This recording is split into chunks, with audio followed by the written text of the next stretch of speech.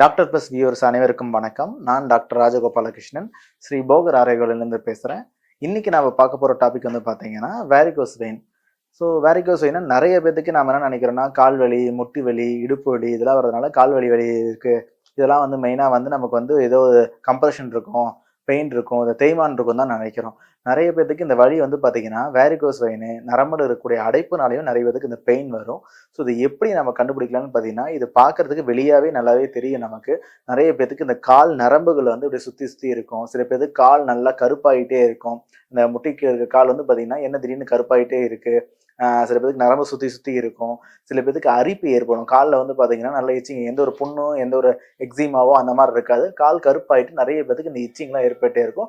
வலியும் இருக்கும். கூடுதலாக இந்த போக போக என்னன்னா வலி அப்படியே இருக்கும், இழுத்து பிடிக்கிற மாதிரி இருக்கும். ஸோ இது வந்து பார்த்தீங்கன்னா நிறைய பேத்துக்கு B12 D3 கால்சியம் எல்லாமே கரெக்டாக இருக்குது சார், எனக்கு எந்த தேய்மானமும் இல்லைன்றாங்க. ஆனால் இந்த பெயின் இருக்குதுன்னு பார்த்தீங்கன்னா நிறைய பேத்துக்கு இந்த லாங் செஃபானஸ் வெயின் நம்ம சொல்லுவோம். அதாவது தொடைக்கு போடக்கூடிய நரம்புகள் வந்து பார்த்தீங்கன்னா லாங் செஃபானஸ் வெயின். நமக்கு வெயின் அண்ட் ஆர்ட்ரின்னு ரெண்டு இருக்கு. ஆர்ட்ரி வந்து பார்த்தீங்கன்னா ஆக்சிஜனேட்டட் பிளட்டை வந்து நல்ல ரத்தத்தை வந்து உடம்பு ஃபுல்லாக கொண்டு போகும். ஸோ இந்த வெயின் வந்து பார்த்தீங்கன்னா கெட்ட ரத்தத்தை வந்து பார்த்தீங்கன்னா ஹார்ட்டுக்கு கொண்டு போகிறதுக்கு ஹெல்ப் பண்ணும். ஸோ நமக்கு உடம்பு ஃபுல்லாக இருக்கக்கூடிய ரத்தங்கள் எல்லாமே சர்க்குலேஷன் ஆகிட்டே இருக்கும். மெயினாக இந்த கால் பகுதியில் இருக்கிற ரத்தங்கள்லாம் வந்து பார்த்தீங்கன்னா கிராவிட்டினால மேல் நோக்கி வரத்துக்கு ரொம்ப கஷ்டமாக இருக்கனால இயற்கையாகவே நம்மளோட கெண்டைக்கால் பகுதியில் இருக்கக்கூடிய மசில் என்ன பண்ணா கான்ட்ராக்ஷன் பண்ணிட்டு அந்த ரத்தத்தை மேல் நோக்கி அனுப்புறதுக்கு ஹெல்ப் பண்ணும். ஸோ அந்த மாதிரி வந்து பார்த்தீங்கன்னா ரொம்ப லாங்காக அந்த மாதிரி பண்ணிகிட்டே இருக்கும்போது நமக்கு வந்து பியூரிஃபிகேஷன் நடந்துக்கிட்டே இருக்கும். ஸோ இந்த வீக்னஸ் ஏற்படுறதுனால ரொம்ப யாரெல்லாம் ரொம்ப லாங்காக நிற்கிறாங்க, கிராவிட்டிக்கு எதிராகவே நம்ம நின்றுக்கிட்டே இருக்கிற ரொம்ப நேரம் நிற்கிறோம், ரொம்ப மசில் வீக்னஸ் ஆகுது, அந்த ரத்த குழாய்கள் இருக்கக்கூடிய அந்த வாழ்வு பிரச்சனை வந்து நமக்கு வந்து செயல்படலை அப்படின்னா அந்த மேலே போகிற ரத்தம் வந்து அப்படியே ஸ்டாக்னன்ட் ஆகிட்டு அது ஏற்கனவே அசுத்த ரத்தங்கிறதுனால என்ன பண்ணால் ரொம்ப நாளாக அந்த இடத்துல தேங்கி தேங்கி நமக்கு வந்து ஒரு விரிவடைஞ்சிரும். ஸோ வேரிகோஸ் வெயின் நல்லா அதை விரிவடைஞ்சு சில நேரத்தில் வந்து பார்த்தீங்கன்னா சுருள் சுருளா ரொம்ப அது கண்டிஷனுக்கு ஏற்றாப்புல மாறிடும். சில பேர்த்துக்கு அப்படியே ஸ்பைடர் மாதிரி அப்படியே வலையை அப்படியே சிலந்தை வலை எப்படி பின்னி இருக்குமோ அந்த மாதிரி தொடை பகுதியில் கால் பகுதியில் அங்கங்கே அந்த மாதிரி இருக்கும். அது மைல்டாக இருக்கக்கூடிய பெரிஃபரல் வெயினில் வரக்கூடியது. நமக்கு இந்த லாங்காக இருக்கக்கூடிய லாங் செப்பனஸில் இருக்கிற வேரிகோஸ் வெயின்னு நம்ம சொல்லுவோம். ஸோ இது மெயினாக நான் சொன்ன மாதிரி அந்த கெண்டைக்கால் பகுதியில் இருக்கக்கூடிய மசில் வீக்னஸ்னாலையும் ரொம்ப லாங்காக யார் நிற்கிறாங்க, தொங்க போட்டுகிட்டே உட்காந்துருக்காங்க, உடல் பருமன் யார் உடல் பருமன் ரொம்ப அதிகமாக இருக்காங்க, ரொம்ப லாங் வாக்கிங் போகிறாங்க, நின்றுக்கிட்டே இருக்கக்கூடிய ஜாப் உள்ளவங்களுக்கு இது மேக்ஸிமம் வரதுக்கான சான்ஸ் யாருக்கு, teacher, police, traffic police, so இவங்களுக்கு எல்லாமே இது வரக்கூடிய நிறைய சான்சஸ் இருக்குது. ஸோ இது வந்தால் என்ன மாதிரி அறிகுறிகள்லாம் சொன்ன மாதிரி நிறைய பேத்துக்கு ஃபஸ்ட்டு டிஸ்கலரேஷன் ஆகும். ரொம்ப கலர்லாம் வந்து கால் வந்து கருத்து போகிற மாதிரி தெரியும், அரிப்பு ஏற்படும், சுருளாக வந்து கண்ணுக்கே நமக்கு நல்லா தெரிய ஆரம்பிக்கும், வலிகள் ஏற்படும், இழுத்து பிடிக்கும். இந்த மாதிரி மூட்டு வலியே இல்லாமல் தொடைப்பகுதியில் முட்டி கீழே உள்ள கால்லாம் ரொம்ப வலி ஏற்படும். ஸோ இதுதான் வேரிகோஸ் வெயின்னு சொல்லுவோம். நிறைய பேருக்கு இது ஸ்வெல்லிங்கே வரும். நான் கொஞ்சம் தூரம் நடந்து போனாவே அவங்க கால் வந்து வீக்கமாயிரும், தொங்க போட்டு போனாலும் நல்லா வீக்கமாயிடும். ஸோ இந்த கண்டிஷனுக்கு பேர் தான் வேரிகோஸ் வெயின்னு சொல்லுவோம். இதை நம்ம எப்படி வராமல் தடுக்கலாம்? ஸோ இந்த வேரிகோஸ் வெயின் என்பது எப்படி வருதுன்னு நம்ம பார்த்துட்டோம். ஸோ இது எப்படி நம்ம வராமல் தடுக்கணும்னு சொல்லி நம்ம பார்த்தோம்னா மெயினாக நம்ம வந்து இந்த ரொம்ப நேரம் நிற்கக்கூடிய ஜாபை மெயினாக கொஞ்சம் கொஞ்சமாக தவிர்க்கணும். அப்படி தவிர்க்க முடியாது, என்னால் இந்த ஜாப் தான் சார் போய் ஆகணும், ரொம்ப லாங்காக தான் நின்று ஆகுன்னா நீங்கள் 1 மணி நேரம் நிற்கிறீங்கன்னா அட்லீஸ்ட் ஒரு 15 நிமிஷம் ஒரு 10 நிமிஷமாவது ஒரு வாக்கிங் போங்க, கீழே உட்காந்து எந்திரிங்க, காலில் நல்லா டேப் பண்ணி விடுங்க, உங்கள் குதிகால் டோ எக்ஸசைஸ் மாதிரி பண்ணுங்க, டோவை மட்டும் அழுத்தி அழுத்தி மேல் நோக்கி அந்த ப்ரெஷர் கொடுத்த மாதிரி எக்ஸசைஸ் பண்ணுங்க. இந்த மாதிரிலாம் பண்ணீங்கன்னா ரொம்ப அதிகமாகாமல் பார்த்துக்குவோம். ஏன்னா நமக்கு ஒர்க் அதுதான்ற போது நாம் இதெல்லாம் கொஞ்சம் கொஞ்சமாக பண்ணும்போது அந்த ரத்த ஓட்டத்தை சரி செய்ய முடியும்.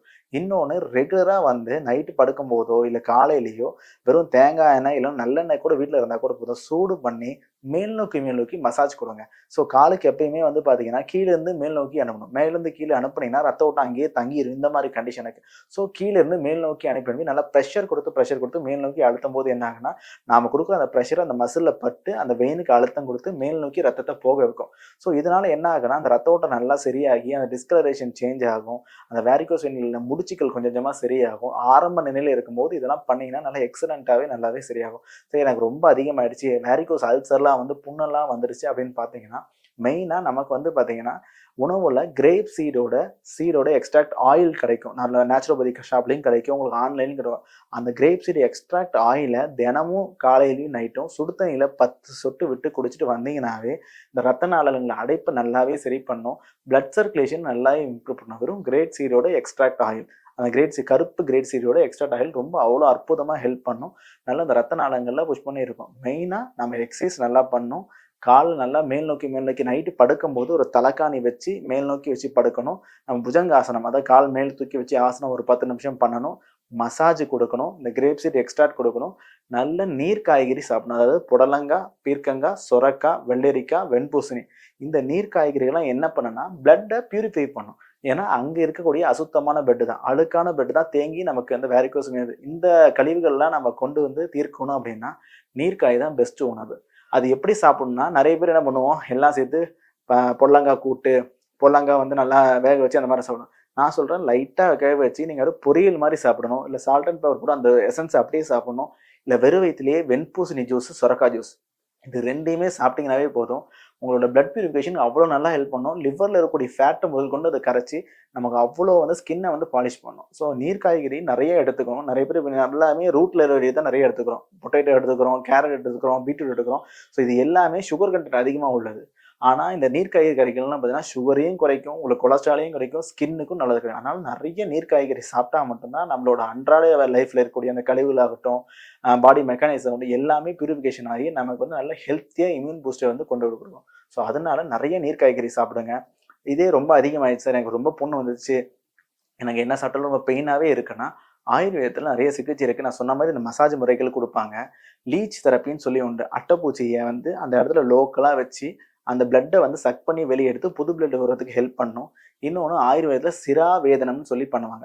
சிராவேதனம்னா, அந்த இடத்துல இருக்கக்கூடிய லாங் செப்பனஸ் வெயின்ல ஒரு சின்ன ஒரு பஞ்சர் மாரி பண்ணி, அது லோக்கலா இருக்கக்கூடிய பிளட்ட வந்து ரிமூவ் பண்ணிட்டு, அதுக்கப்புறம் வந்து பேண்டேஜ் போடுவாங்க. அத்தி பேண்டேஜ் அந்த மாரிலாம் போட்டு, கால கொஞ்சம் மேல் நோக்கி எக்சர்சைஸ்லாம் பண்ணும்போது, நிச்சயமா அந்த வேரிகோஸ் வெயின் கொஞ்சம் கொஞ்சமா சுருங்குறதுக்கு ஹெல்ப் பண்ணும். 3வது வந்து நெறைய பேத்துக்கு டிஸ்கலரேஷன் ஆயிரும். பெயின் நல்லா வரும். அவங்களுக்கு ஆயுர்வேதத்துல வஸ்தி முறைகள் நான் சொல்லியிருக்கேன்.